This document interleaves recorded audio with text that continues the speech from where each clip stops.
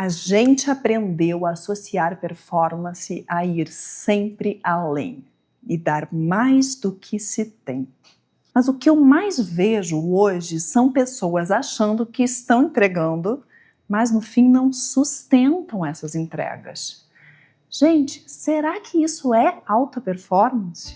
O que começou a me chamar a atenção tanto no consultório quanto no esporte foi um padrão muito parecido. Pessoas que conseguiam funcionar muito bem por um período, entregavam, rendiam, davam conta, pareciam extremamente produtivas, mas em algum momento isso caía, não se sustentava. Depois dessa queda vinha o cansaço, a perda de sentido, a dificuldade de manter o mesmo nível e às vezes até um afastamento completo. E ainda assim, isso era visto como normal, parte do jogo, quase como se fosse o preço esperado para performar. A lógica que a gente aprendeu sobre desempenho está muito baseada em intensidade constante. Como se melhorar dependesse de fazer sempre mais, sempre além e ignorar os limites. E assim, o cansaço, a sobrecarga, as multitarefas e o dar conta foi sendo glamourizado. Quantas pessoas você já ouviu falando?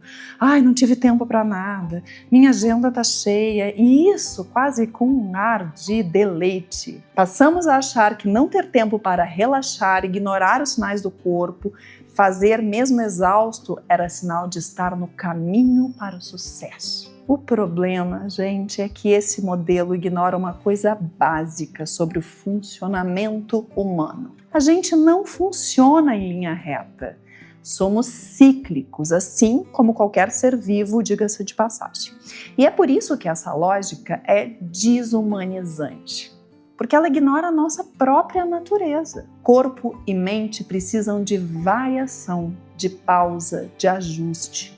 Sem isso, não existe adaptação possível. Quando alguém tenta viver permanentemente em modo de alta entrega, o que acontece não é evolução contínua. É sim uma sequência de picos curtos, muitas vezes desordenados e que não combinam com o que precisa ser feito para atingir os resultados.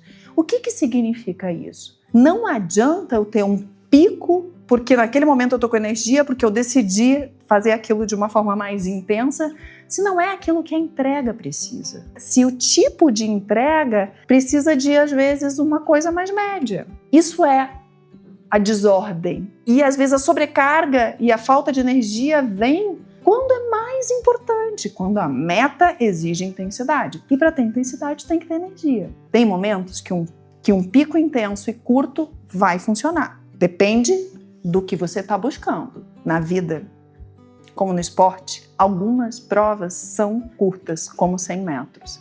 Já outras são maratonas. Por isso, alta performance sustentável não é sobre manter o máximo o tempo inteiro.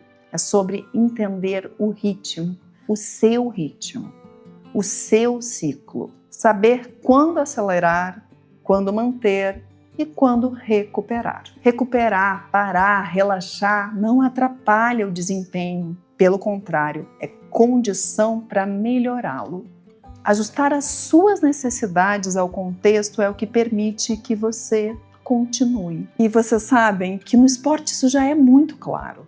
Nenhum atleta treina no máximo todos os dias, porque não dá para sustentar assim.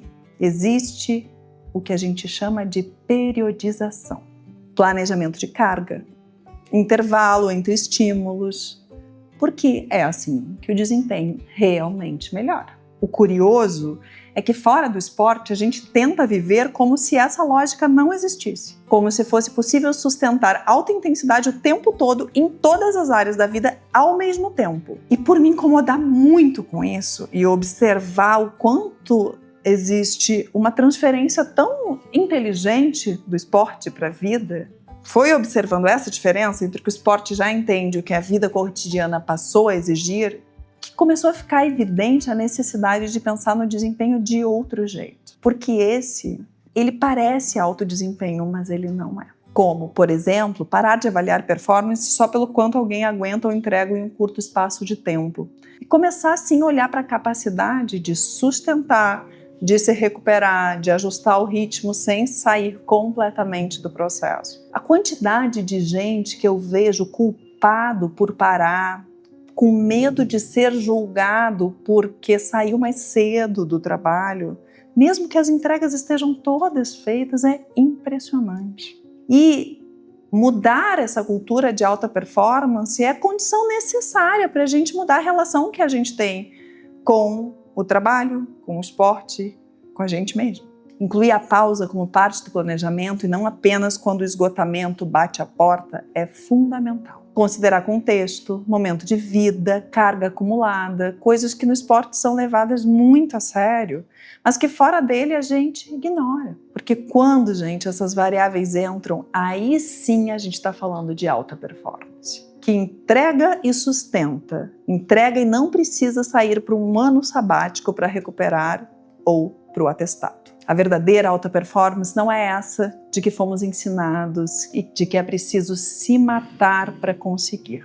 Gente, quem está morto não usufrui das conquistas e não continua crescendo. Consequentemente, não tem novas conquistas. Se a sua performance só funciona no curto prazo, ela não é performance. É só você se desgastando. O que a gente precisa não é fazer mais de qualquer jeito. É construir um jeito de performar que caiba na vida real, no corpo real e no tempo. É isso que eu chamo de alta performance sustentável. E é sobre isso que a gente vai continuar conversando por aqui.